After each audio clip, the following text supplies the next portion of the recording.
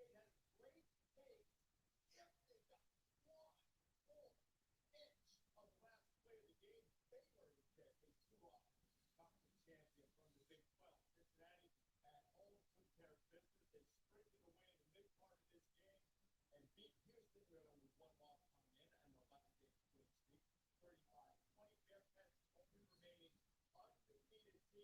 Kirk Herbstreit, Jesse Palmer, Dave Palmer, and Joey Galloway. So, championship Saturday after season chaos sort of didn't leave us with a whole lot of fun, except maybe movie number one. Well, the way it started, we had Baylor went in and classic fashion and go on stand. And from that point on, I don't want to say it was chalk. I think the big surprise was Alabama, how good they looked. Boy, if there's anything, I guess if there's intrigue, should Michigan, because of that performance, possibly go up to 1 and Alabama be a 2? I think Bama's going to be 1. I guess that's the one thing we're still going to see. Interesting about Alabama, they bring their A game. Yeah. But we've also seen their C game, their D game,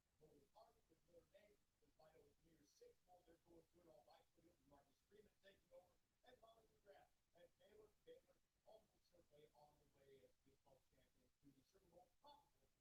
But congratulations to Cincinnati. First group of honors, well, it's not official. The way they finished, with all the question marks, to finally get into the AAC championship game and look at it, congratulations. We get that screwed with the 5 versus a power 5 champion. Yeah. With Oklahoma State. But no, listen, I think if you make a case for Michigan, I wouldn't be upset. If you make a case for Alabama, I wouldn't be upset. I think Michigan in this ranking. I think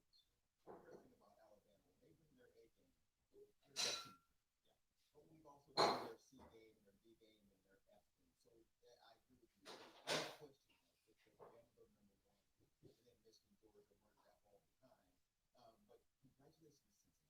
Georgia's been dominant all season long, but no wins against teams coming in.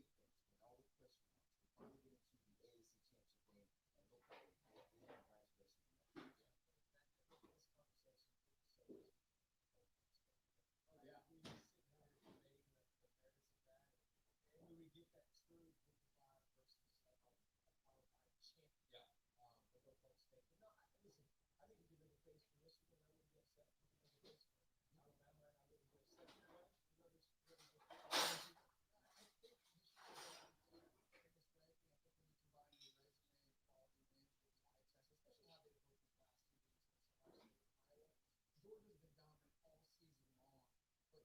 losing by 17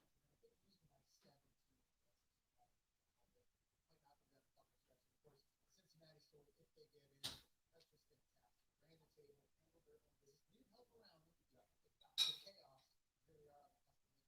And remember, we haven't seen the rankings yet, and we won't until you do. The most powerful men in college football coming up in a few moments will be Sopan and Zach, who are graphics operators. They have to see it, but they have to type it in so you can see it on the screen. Now, it seems an absolute lock that these will be the top 3 teams. I think Cincinnati can sneak in there, but Alabama, Georgia, and Michigan. Georgia, the dominant team, as Jesse mentioned throughout the season. Alabama, SEC champion, Michigan, Big Ten champion. Let's start with Marty Smith, who's in Tuscaloosa. Marty? Reese, good morning from Tuscaloosa. About an hour ago, Nick Saban walked into the facility here, and he walked directly over to me, kind of took a look at our monitor and goes, what do they say? You want to know what kind of rat poison ESPN was spewing this morning as we prepare for the college football playoff ranking reveal. Look, this entire week in this facility, it's been about one thing to the Aretha Franklin, R-E-S-P-E-C-T. They respected Georgia, but they were tired of hearing about Georgia. They wanted to remind America that Alabama is the standard. After the game, Coach Saban said he feels like with that performance, they've reclaimed some of that respect. Will Anderson might be the best player in the country. He said we went in with a chip on our shoulder, and they believe that they've shown they're number 1. As for watch parties, I asked one of the staff members here whether or not they would have one today. The answer is no. We don't really do that around here. Let's head down to Athens, Georgia now, where Jen Ladd is with the Georgia Bulldogs. Jen, good morning. Good morning, Marty. Disappointed but undeterred. All of the vibes surrounding this Georgia Bulldogs football team after losing in the SEC championship game. Look no further than the locker room last night, where Kirby Smart was not yelling, no shouting, no finger pointing. He told his guys that he loved them, he appreciates them, and that the season isn't over. As for the schedule, there will be a 1 o'clock meeting today. I am told it will be brief, mostly logistics. The schedule looking forward. You know, these guys have final exams coming up later this week, so kind of a big week for those student athletes. And Kirby Smart last night, when asked if that game last night could really unravel the season, he said no, he thinks it can galvanize the guys. He thinks it can recenter them, reinvigorate them. And he pointed to Alabama. When they lost to Texas A&M earlier this season, he thought he refocused that Tide team, and he needs his guys to have that exact same reaction to their loss yesterday going forward.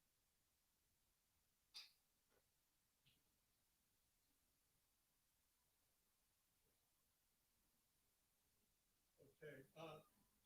Heisman candidate Aiden Hutchinson was only 4 years old when Michigan last won a Big Ten title in 2004. Head coach Jim Harbaugh was at the University of San Diego at the time. When the players left the Glick Fieldhouse here on Friday after a walkthrough to travel to the Big Ten Championship in Indianapolis, there were 33 banners hanging from the rafters here. When they arrived back here for their watch party this morning at about 11:40, there were 35 banners courtesy of Harbaugh. He arranged for 2 Big Ten champions banners to be hanging right here in this room. And maybe it speaks to the confidence level of this team, but those banners, they were made last Wednesday. Reese, they still want one more banner up here, a national championship. Certainly have an opportunity to do so, Gene. 976 wins for the Wolverines all time. That's the most in the history of the sport. And you see how they stack up as number one. As you have a look at this resume, how close they are with Alabama. Clemson Tide and Nunez and strength of schedule, and they won 4 more games against the FBI top 40. So it's a close rate. You can certainly make a case for both, but Michigan in the preseason was given a 2% chance by the FBI to win the Big Ten East and a 0.1% chance to make the playoff. Now, we believe that Cincinnati, the only unbeaten team, will be the one that gets into the field. We've got reports that Cincinnati, Notre Dame, and Baylor all waiting to see what their fates are. Let's start in Cincinnati with Katie Jordan. Good morning, Reese. I'm currently inside Nippert Stadium, where a banquet has begun for Cincinnati seniors and their family members. It was already on the book scheduled well in advance, but with the impending news, they have televisions on awaiting the reveal. As players, coaches, family members trickled in this morning, there was a great buzz, a great energy, but they're also eager. Luke Fickell told me last night that this team has done everything it's been asked to do. He does not think that this group can be denied. And Coley, I know one thing is for certain. This team hopes that the committee still values head-to-head matchups. Well, Katie, as that may be the case at Cincinnati, reality is beginning to sink in here at Notre Dame, where players and coaches are beginning to focus not on the college football playoff, but instead on the New Year's Six bowls. And the anticipation to that end is beginning to build. Notre Dame players curious to know where it is that their postseason is going to take them. Not only that, also curious to know who it is that the Fighting Irish will be playing. We'll be finding that out soon. The conversations on campus all this morning have revolved around those debates. Once the Fighting Irish find out their postseason plans, well, everything turns to here. The Irish Athletic Center, where on the podium you see behind me tomorrow, new head coach Marcus Freeman will be introduced formally for the first time. Now to a woman who needs no introduction, Molly McGrath has more at Baylor. Thank you, Coley. Exciting things going on in Notre Dame with their new head coaching hire, but all is quiet here in Waco, Texas. The players have the day off. There are no watch parties scheduled. Head coach Dave Aranda isn't even in town. I just spoke with him on the phone moments ago as he was boarding a plane to go on a recruiting trip. He told me even if chaos had happened last night, that's opening a spot for Baylor in the playoff, he wouldn't have changed this trip, saying recruiting is my only priority right now. And Aranda said last night he didn't even mention the word playoff in the post-game locker room. Instead, he was telling his team, you have to focus on what we can control. And a lot of people within the program are saying this is a huge departure from years past, where Baylor was focused on lobbying for the playoff. Now they're just focusing on their team race. Well, Molly, it's certainly a remarkable job Dave Aranda has done as the Big 12 champions. The Big 12 champion who doesn't make the playoff goes in to the Sugar Bowl against an SEC team. We assume that will likely be Ole Miss, but all that's coming up much later on. But we're not trying to manufacture any false drama here. Cincinnati beat Notre Dame head-to-head. Notre Dame doesn't have a real marquee win to offset that. Baylor had a great season, but a tough loss on the schedule. So it's got to be Cincinnati. Yeah. And I think Joey put it very well in his opening comment just about congratulating Luke Fickell in Cincinnati. We're not creating drama. We feel it's got to be Cincinnati. I just found it interesting, all the either move around these different spots with the reporters. Alabama's kind of buttoned up, Georgia, and all these. Then you get to Cincinnati, it's like you've got a party going on. They are so fired up, man, and they should be. Yeah, Alabama's been in the playoffs 7 times in 8 years. Georgia is making it 7 years. Not really territory. Bulldogs have been right on the cusp of playing a couple other times too. Cincinnati, Michigan, there's new blood right out of the preseason. That's crazy. How about we're not talking about Ohio State, Clemson, or Ogren, who finally have that inclusivity that we've been hoping for. So we're about to announce the college football playoff teams in what order. There is still some drama about who will be number 1. Could Michigan just move up that one spot? Remember, they were a spot ahead of Alabama, and rankings reveal the split. I don't think these guys can be denied the way they've answered the bell and everything they've done all year. It would be a shame. I'm kind of easing into the show today for a number of reasons, I believe. One would be that I was up until 6 a.m. Eastern time. So many of you joined me last night on into the morning. I believe we were on until about 3:30, 3:45 a.m. And then I had to produce the top 25. That actually makes sense. And it again, you know what was amazing about even doing it at that time of the day or night is that it still came out and made sense. I didn't take the time that I typically do, but fortunately there weren't the games to digest. I didn't have to digest too many games, just about 4 or 5 games that obviously impacted pretty much 5 games plus a couple group of 5. So maybe about 7 games that impacted the top 25. That actually makes sense.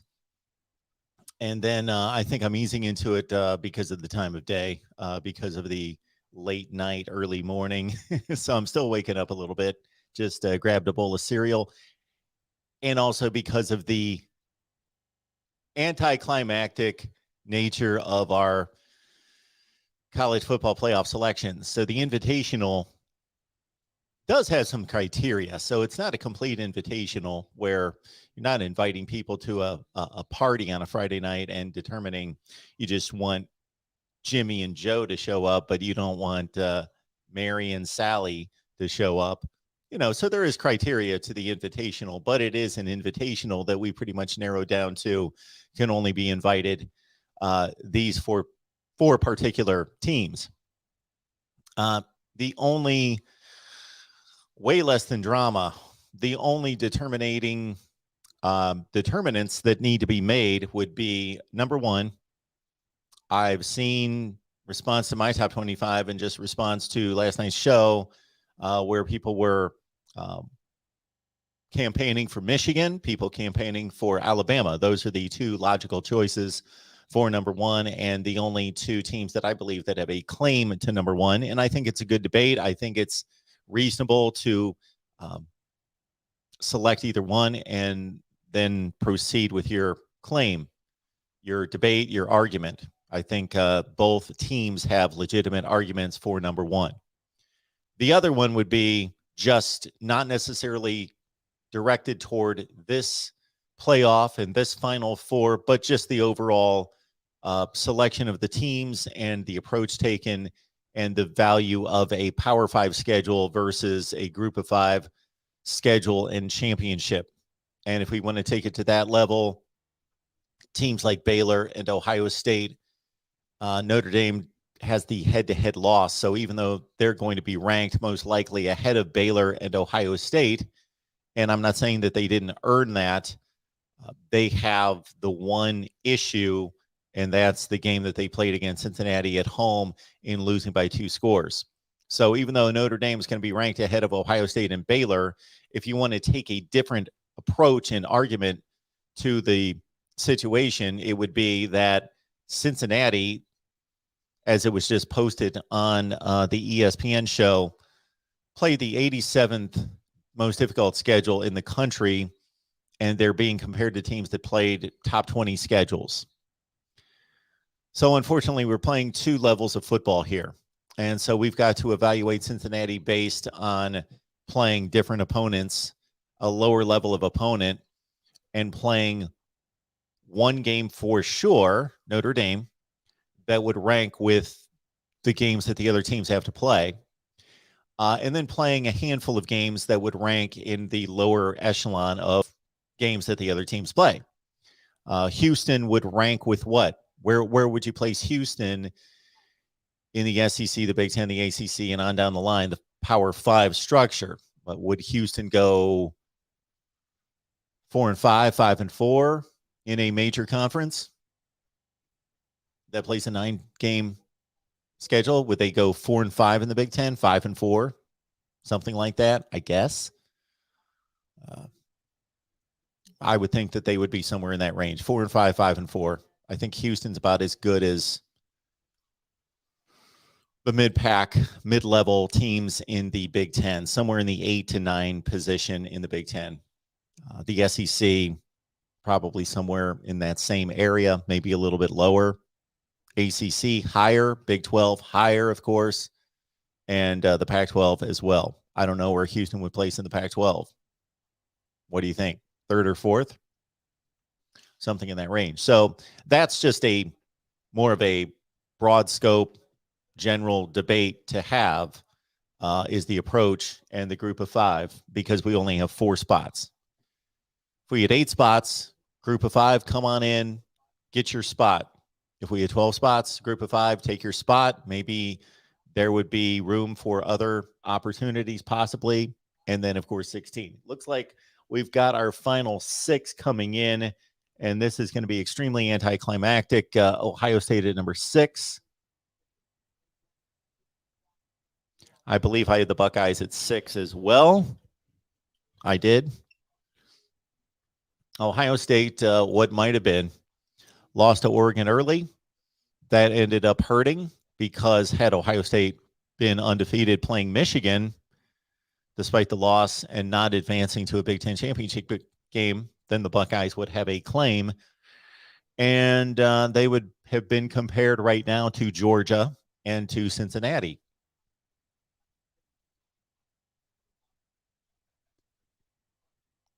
So the Buckeyes move on to the Rose Bowl to take on Utah, and we will have conversations about motivation, I'm sure, for the next 4 weeks. Notre Dame's at number 5. I've got the Irish at 5 as well. This would be one of the few times that I would agree with the selection committee, apparently. But I think it's just so cut and dry and ironic that the season that produced the most unpredictability, I'm not going to say chaos, because the chaos comes at the end.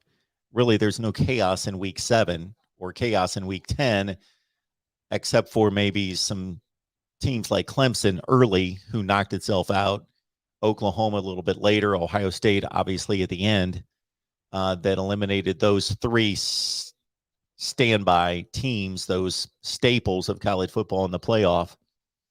So it's not been chaotic. It had the opportunity to be chaotic because we had a fairly unpredictable season from week to week. Fairly unpredictable. Cincinnati comes in at 4. So the 2 decisions to be made were Michigan or Bama for 1, and then Cincinnati, Georgia for 3 and 4. Which order would that be? And Cincinnati jumps up. Did I see that at number 3? So that's where I would disagree. I would put Cincinnati at 4, or were they 4? Cincinnati was 4. My apologies. Cincinnati at 4. I agree with that. I would play Cincinnati 4 and have placed Cincinnati in my top 4 at that spot.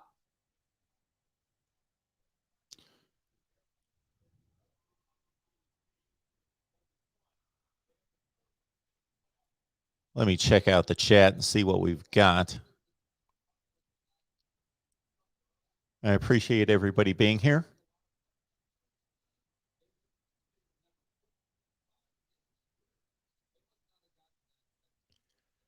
The committee had absolutely no choice but to put a group of 5 team in. This is what had to happen.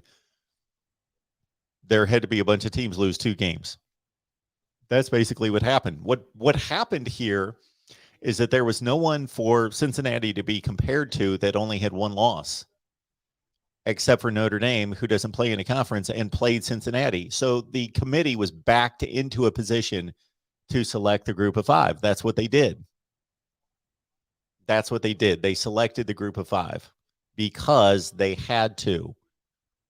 I think that the group of 5 is still not given anywhere close to the consideration that this appears that the group of 5 is. What could the committee do?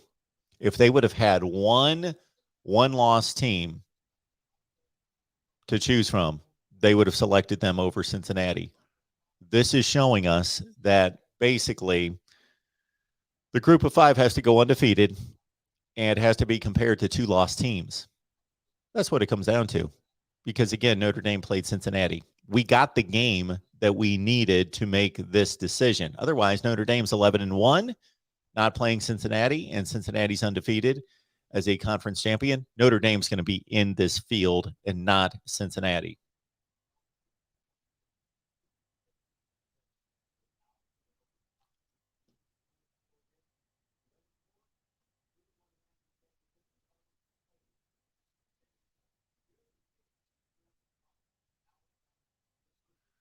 All right. Will it be Alabama or will it be Michigan? Alabama's played a deeper schedule. Michigan had better top-end wins.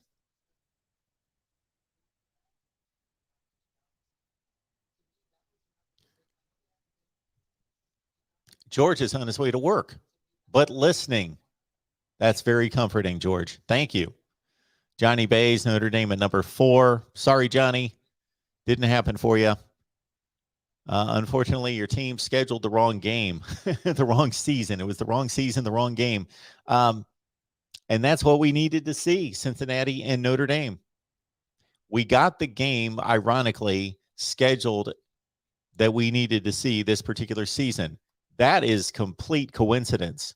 Had that happened some other time, Cincinnati, Notre Dame would just be okay, this is a decent game. This is a good game. Okay. And would have been forgotten weeks later. But that turned out to be the pivotal game of the season.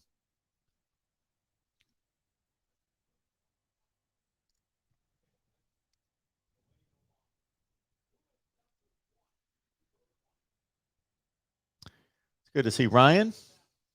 Alabama's number 1. They're going to play Cincinnati. And obviously, we know that the committee did not want to see a rematch in the SEC championship game.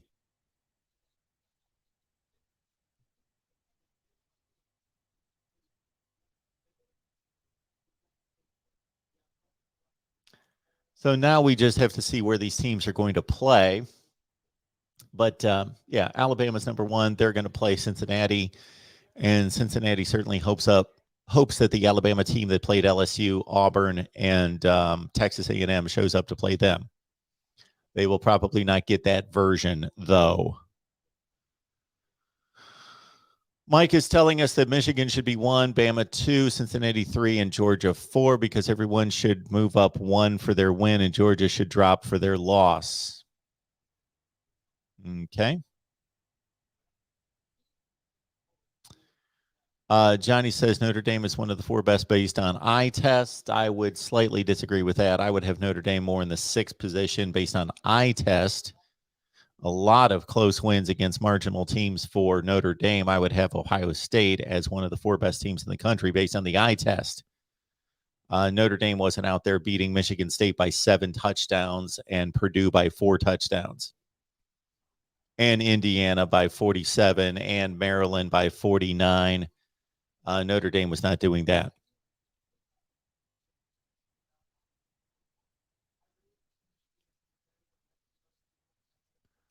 Jesse Palmer is telling us right now, and I have great respect for Jesse Palmer. He has been one of my favorites for a long, long time. He is maybe drumming up some I don't know that he truly believes this, but it's a good company stance for him to be saying that Cincinnati and Michigan have great shots, especially Cincinnati has a great shot, and he believes that that could be the national championship game.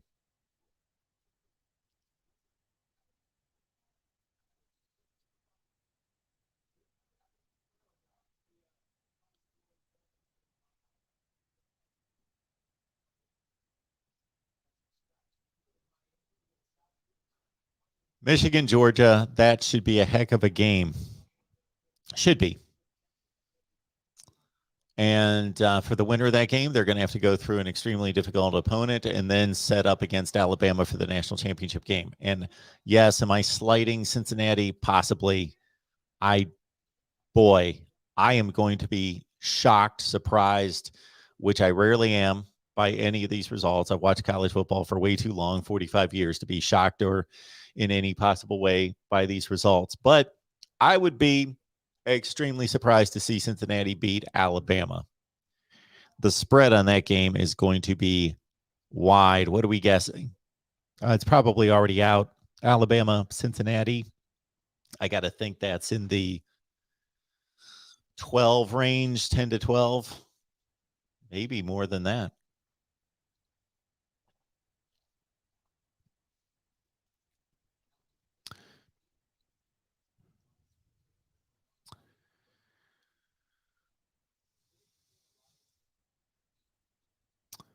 Sage says no mark. Okay. Johnny says Ohio State lost to Oregon. Enough said. No, that's not enough said. That was one game. One game out of 12. Let's understand there's two different things we're talking about here. We're talking about the best teams, or who is better versus who deserves a playoff spot, who has earned a playoff spot. Ohio State has not earned a playoff spot.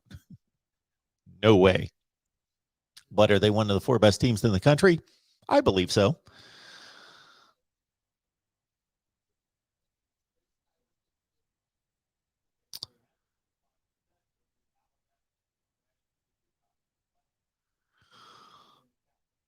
I am certainly now going to be more interested in watching the bowl games. This playoff does not hold much intrigue for me. Georgia, Michigan, okay, I think that's going to be, I'm going to have to think a little bit deeper into that game, but I believe that that has the potential to be a really good game.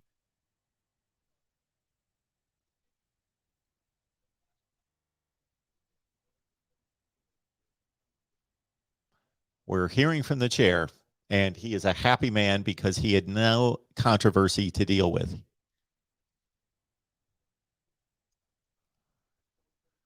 All right. Johnny, Oregon lost to Stanford. Yeah, they did. Ohio State lost to a team that lost to Stanford. Yeah. Okay. We can play that game all over the place.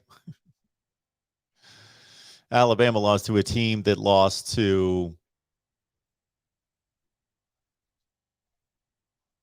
four teams.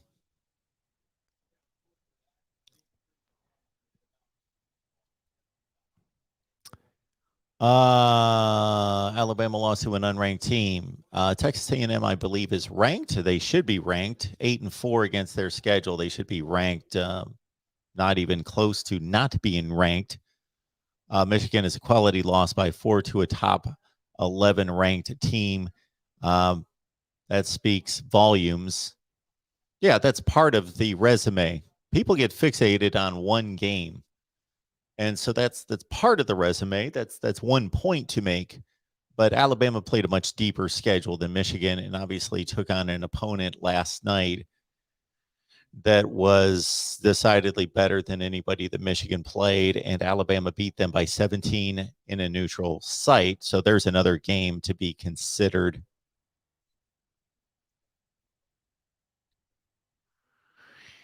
Yeah, the 4-hour show is definitely overkill this year, but as I understand it, Droop 75, this is a 24-hour sports network. I think they do nothing but sports.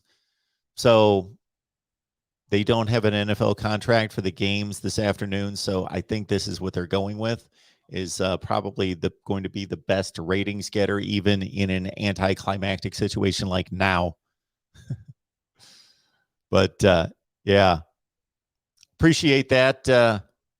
HSM Dabs, good content. Thank you so much for that. I appreciate that. We can definitely disagree, but still have a mutual respect. I like that. Good stuff. That's how long we kept the stream going last night, because everybody was calling. I am very thankful that I, in recent months, have had to say no more calls. So I appreciate that so much. And I was going to open up the phone lines today. I don't necessarily know that there's a reason to do it. We can talk if anybody has an issue with Notre Dame, Ohio State, Baylor, or with Michigan versus Alabama for the #1 spot. We can talk about that later. Dominic, I'm doing well. Glad to see you here. Thank you for that.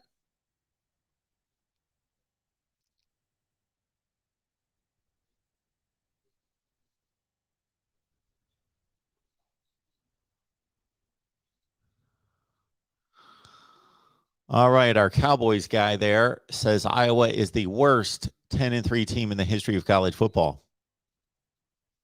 Okay, I don't believe that to be true, but that's fine. Mark, hope you slept good after a heck of a night with those callers besides George. I did sleep pretty well, only about 4 hours, but I slept okay.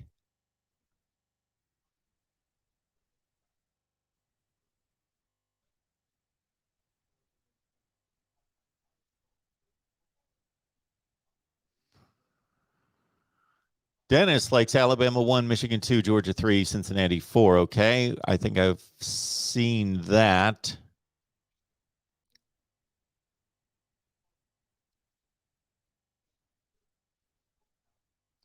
I am going to skip down to the bottom of the conversation because I think I'm way behind. No, I'm way behind. I see the timestamps on there, and get to what you guys are talking about right now and answer any comments or questions that you have. I don't believe we will open up the phone lines for what I just stated to be the obvious selection of the teams, and no drama, no real arguments out there.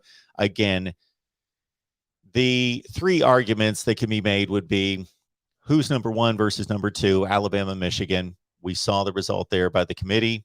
That can be an argument. Michigan definitely has a argument there.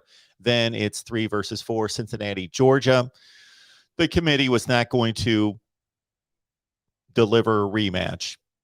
And it's not such a situation in which they have to be necessarily criticized. They have made their way around an argument between a rematch. They will tell you that they rank the teams 1 through 4 based on those being the 4 best teams in order, but they wanted to avoid the rematch. And they got some reasonable results in yesterday that gave them the leeway to say, well, Georgia goes from 1 to 3 and Cincinnati stays at 4.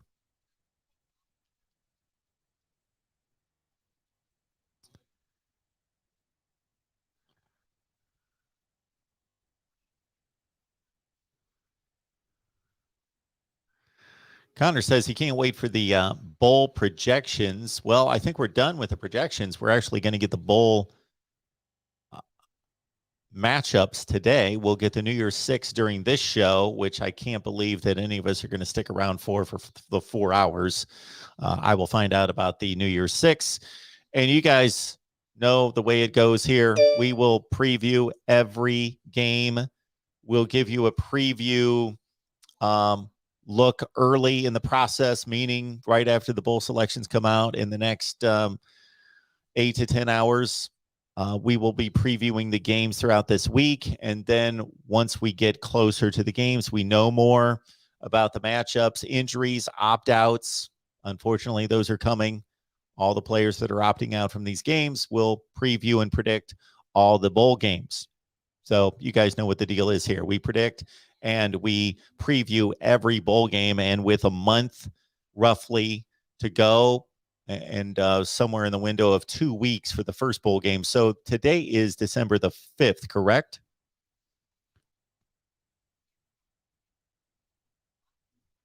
Yes, Today's the 5th. That means the first bowl game should be in 2 weeks on a Saturday. Typically, the first bowl games are on a Saturday, so that would be the 18th. So those will be the first bowl games. There'll be like 4 bowl games highlighted by the Las Vegas Bowl, typically on the 18th. We're going to preview every bowl game for you, usually multiple times, because we've got a month to wait. And the college football playoffs, we will preview and we will break down those games from every conceivable matchup. We've got a Michigan channel, a Georgia channel, an Alabama channel. Sorry, Bearcat fans, we do not have a Cincinnati channel.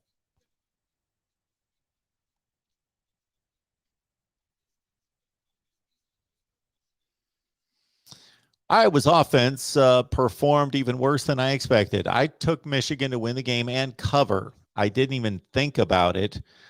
I didn't pick a score, but I was thinking Michigan in the 27-10 range, 31-10, 31-13, something like that. So they exceeded my expectations. It was marginally competitive /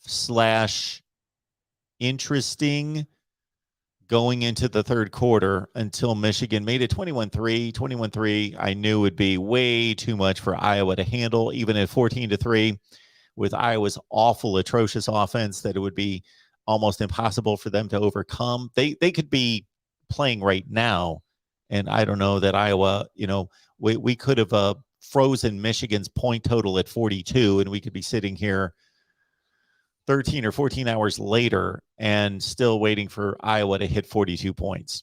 Wouldn't that be an interesting test? Okay, Michigan, you're up 42-3. We're going to freeze your points, and your offense isn't going to take the field, or maybe your offense will take the field to give your defense a rest, and we'll see how long it takes Iowa to catch up.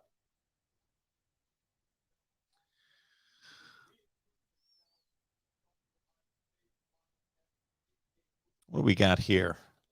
Pardon me for putting my glasses on. They create quite the glare. Theodore, loved the call you had from the Ohio State fan, then raged against his team. He had me laughing, and you let him go on and on. It was funny.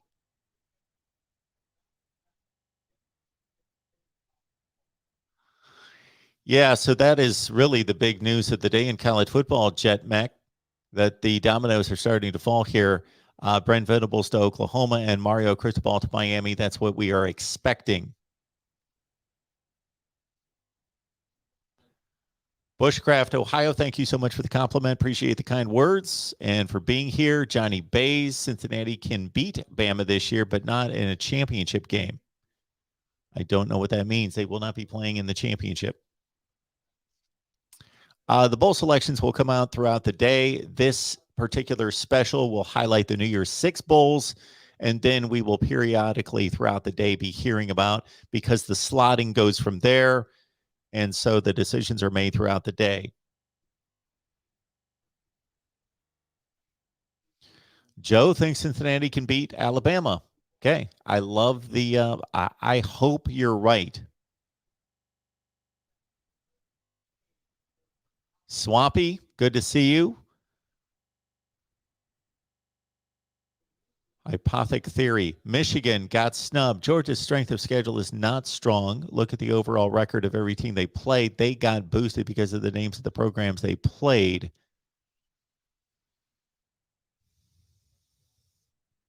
Rob J. may need to Google that. Are the lines out? I got to think that early lines are out. I got to think that Vegas was prepared from the time Michigan beat Iowa. Dave says, will Georgia even put up 20 points against Michigan? Ohio State only had 27, actually. I would put a pretty large number on Georgia, putting up a minimum of 20 points against Michigan.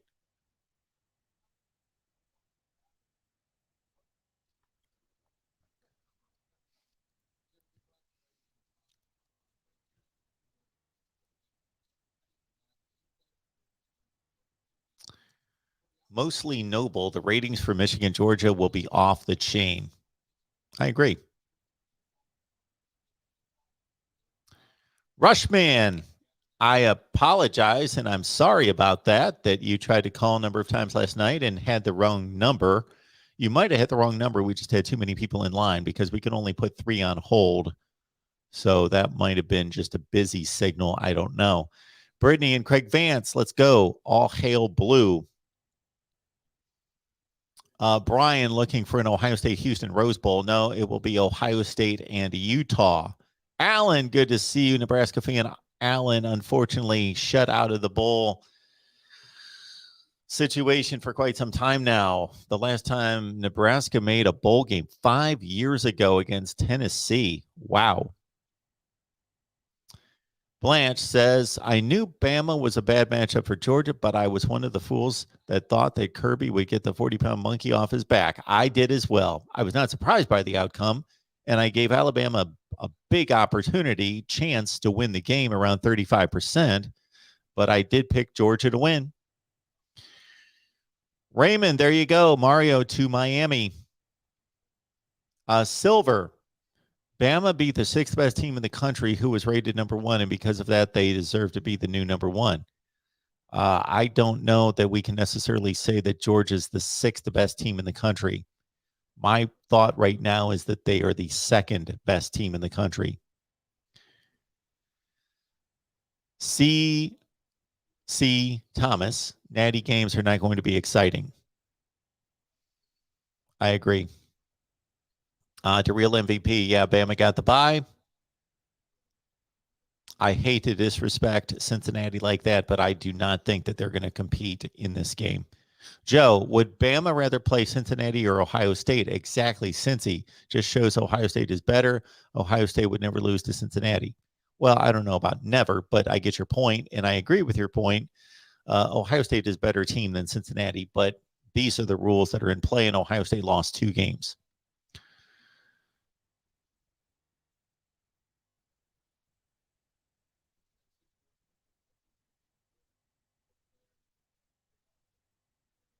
Mark, good to see you, Michigan fan. Congratulations on your matchup there after a Big Ten championship romp. Matthews here, good to see you. Iowa Max Icon. Iowa would go 10-2 in the SEC.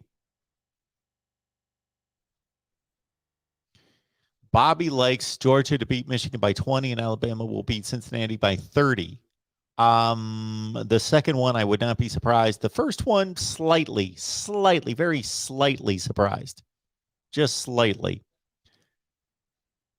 Georgia has elite talent. The teams that we saw in the SEC championship game, they have 2 of the 3 top rosters in the country. The other one's, of course, Ohio State. If you just are a believer in talent, obviously it has to be coached. And I think the simple explanation for what happened between Alabama and Georgia would be their rosters are like this. In terms of 4- and 5-star talent, their rosters are like this. They're right at the top of college football. Okay? But you also have to coach and develop the talent. You have to develop the individual talent. You've got to develop the talent as units, the wide receivers, the linebackers, especially the offensive line. That's huge. What Alabama did to fix its offensive line issues between the season and the Auburn game, and then what happened last night is pretty remarkable, but they did it. And so the talent, Georgia, Alabama is here. Georgia was playing at a higher level. That was obvious. I outlined that in a video that Georgia played the 4 common opponents that Alabama played much better than Bama. Wasn't even close. But Bama, elite quarterback, elite coaching staff, and the greatest coach of all time. That's what showed it. Kirby's talking.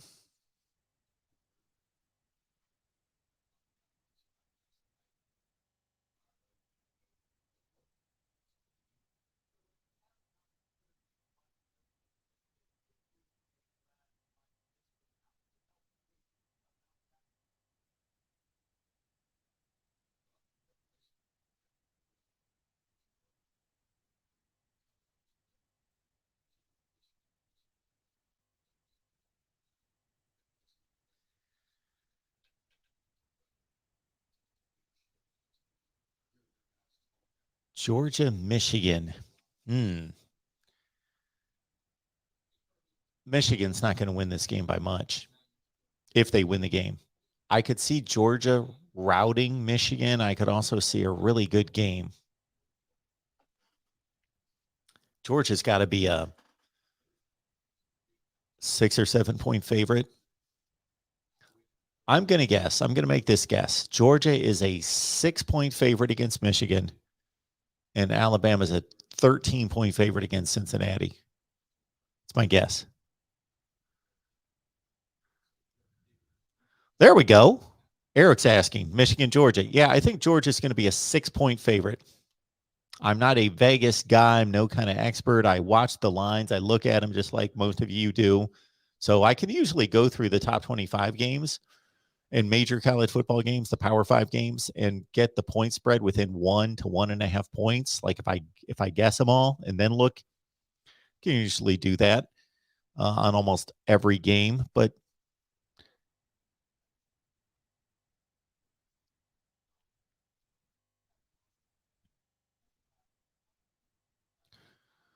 yeah, DG, we're on the same wavelength. Ohio State's one of the 4 best teams in the country, but unfortunately for Buckeye fans, they did not earn a spot. Jeremiah, as we talked about earlier, you may have heard bowl selections will come throughout the day. So they're going to go through the New Year's 6 bowl games during this 4-hour special. Then once those are made, the bulls have to wait on the bowls that are higher than them. It goes in tiers, and once selections are made, then the next bowl can then make its selection.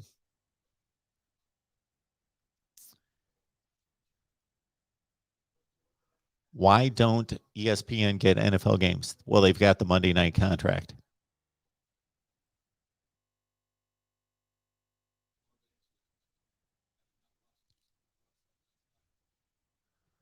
Texas A&M was a preseason top 5 team.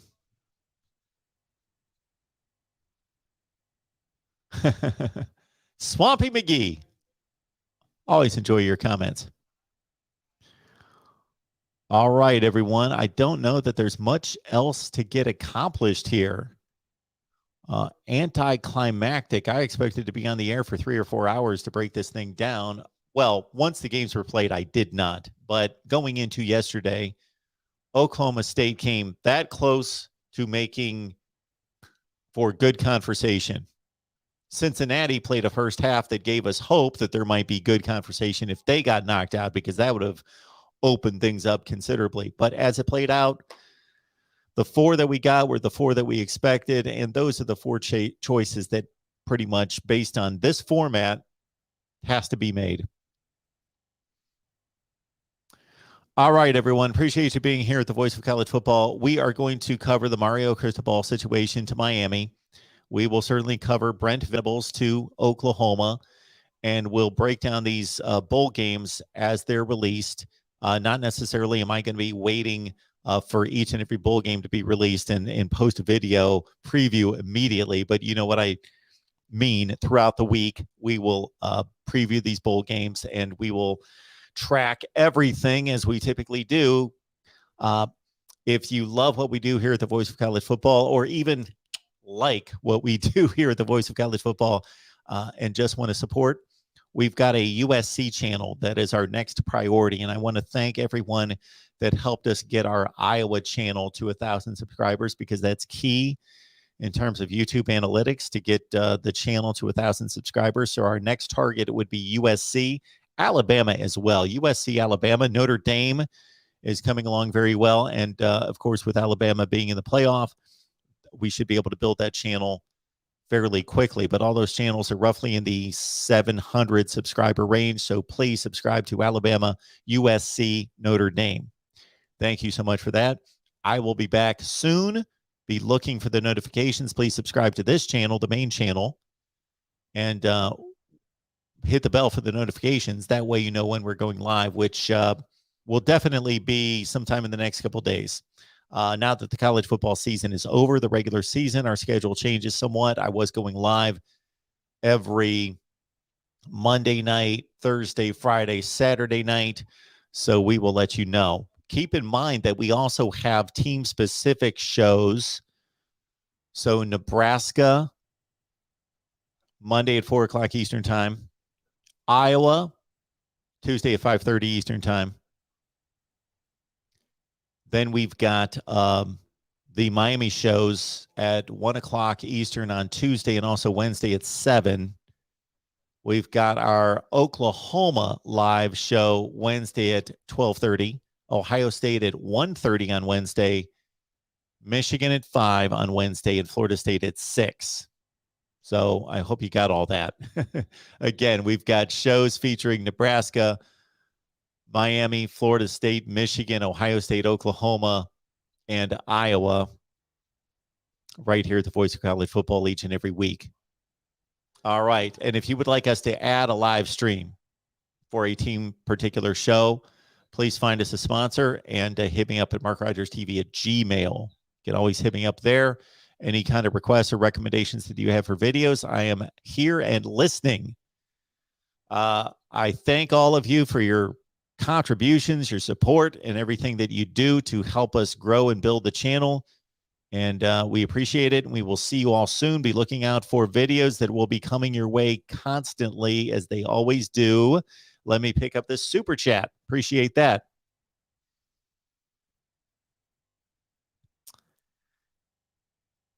DC XXX, please show me your math on how you arrived at Notre Dame being a top 10 team. My math, what is this? Is this like 8th grade algebra where we show our math? Notre Dame went 11-1. That's my math. Okay, I'm not really understanding the question. Notre Dame went 11-1 against a decent schedule, and the teams behind them did not go 11-1. So Notre Dame, just like any other example of any other team in the country, played a tougher schedule than some teams, played a lesser schedule, less difficult than other teams. They went 11-1 against that schedule. They lost to a top 4 team in the country, Cincinnati, by 2 scores at home. So that was not an impressive effort by Notre Dame, but it also was not embarrassing. And then they beat a couple teams ranked in the top 25 currently by myself. And I believe I don't keep track of the polls, so I don't know exactly who's in the AP or the Coaches Bowl, but I've got to think that Wisconsin and Purdue, Wisconsin being the best team in the Big Ten Western Division, they should have been playing in the championship game last night, but that's another topic that we may address. Actually, I think we've come to the point where we need to address the Big Ten Eastern and Western divisions and whether something needs to be changed there. 8 consecutive wins by the Big Ten East, 8-0 against the West all time in the championship game matchups. So there you go. I appreciate the question and the super chat contribution. All right, we've got another one here. Let's pick this one up.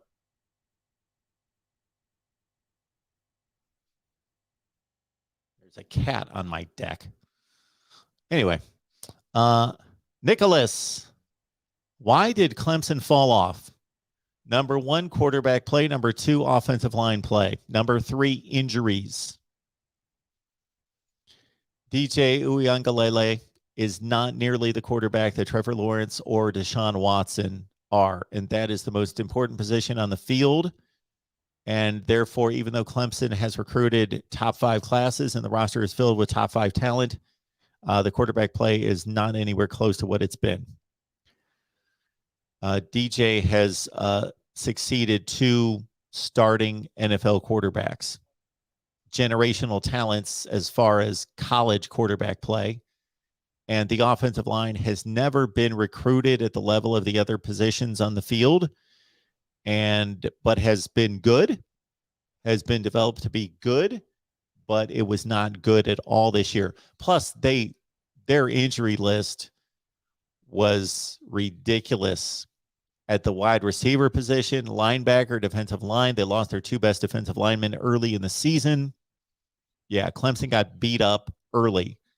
Clemson gave Georgia its toughest game of the regular season. 10-3 with a pick six. So Clemson's still a quality team. They're still one of the 15 best teams in the country this year.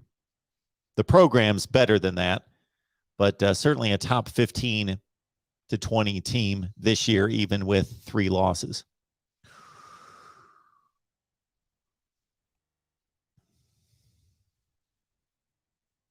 Anything else? Am I missing anything else? I do not believe. Well, thank you again, everyone. We will be back here soon. Please subscribe, hit that bell for the notifications to know when we go live, which is going to be in the next couple days, and we'll be posting content soon with Mario Cristobal most likely going to Miami, Brent Venables to Oklahoma. Check out our Oklahoma and Miami channels, and also our bowl previews right here at the Voice of College Football. Oh, almost missed. Jared, let's say Georgia had to play Michigan at Lambeau Field. Okay. Let's say Georgia had to play Michigan in Kansas City. Let's say Georgia had to play Michigan in San Diego. Let's say Georgia had to play Michigan in Siberia. Yes, weather should be part of football, and it is part of football depending on where you're playing. But when they're playing under perfect conditions, which they will be playing for these playoffs, whether they play in Miami, it could rain, it could be windy, or they're playing under completely controlled conditions in Dallas. I